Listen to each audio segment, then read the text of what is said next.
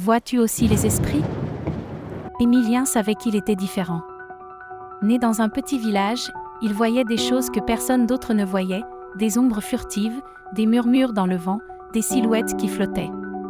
Les esprits étaient partout, et il était l'un des rares à pouvoir les voir. Il essayait de les ignorer et de les éviter. Mais les esprits semblaient attirés. Ils murmuraient des secrets, des histoires de vie passée, des regrets et des désirs. À l'adolescence, il tenta de se confier, mais il fut pris pour un rêveur à l'imagination trop fertile. Ses amis le traitaient de fou. Émilien se renferma alors sur lui-même. Les années passèrent, et il devint un homme. Il s'installa en ville, espérant que l'agitation urbaine noirait les murmures des esprits. Mais ils étaient toujours là, plus nombreux que jamais.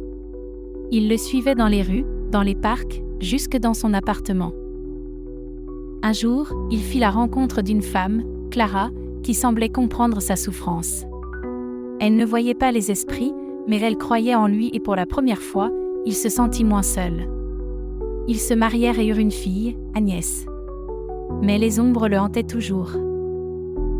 Devenu vieux, Émilien était fatigué. Fatigué de fuir, fatigué de vivre dans la peur. Un soir d'hiver, il s'endormit pour ne jamais se réveiller. Mais la mort ne mit pas fin à sa faculté.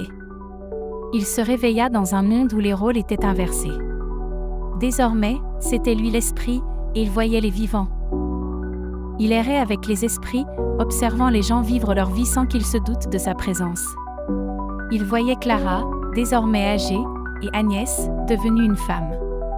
Il comprit alors que sa faculté n'était pas une malédiction, mais un don. Un don qui lui permettait de veiller sur ceux qu'il aimait, même après la mort. À bientôt pour une autre histoire.